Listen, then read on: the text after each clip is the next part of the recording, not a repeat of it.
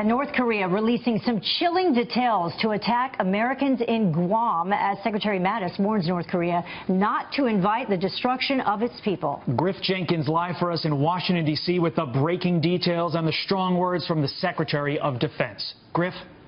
Todd and Heather, good morning. We are waking up to learn new details breaking this morning about Pyongyang's plans to launch missiles into the waters near Guam. A North Korea news release saying that the plan is for 4 Hwasong-12 intermediate range ballistic missiles will strike within 19 to 25 miles from the tiny island. The trajectory would likely pass over Japan, who is vowing a stronger reaction themselves, and the plan could be sent to Kim Jong-un within a week. The missiles will be fired simultaneously, which will be the most provocative action to date from the Hermit Kingdom. And now Guam sits some 2,100 miles southeast of North Korea, home to 2 U.S. military bases, houses more than 6,000 troops with a population of 160,000, and is armed with that THAAD missile defense system. All this after the president sent a very clear message.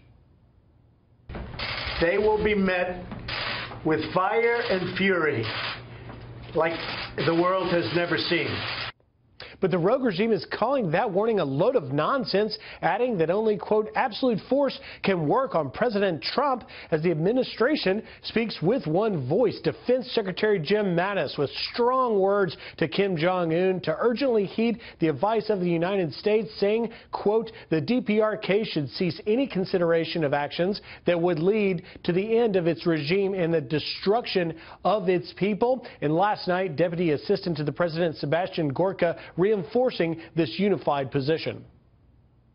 That is an evil, evil regime, as bad as anything we know from the Soviet Union. North Korea needs to understand the blackmail stops. And if you get into an arms race, as Secretary Mattis said, with the United States of America, you will lose.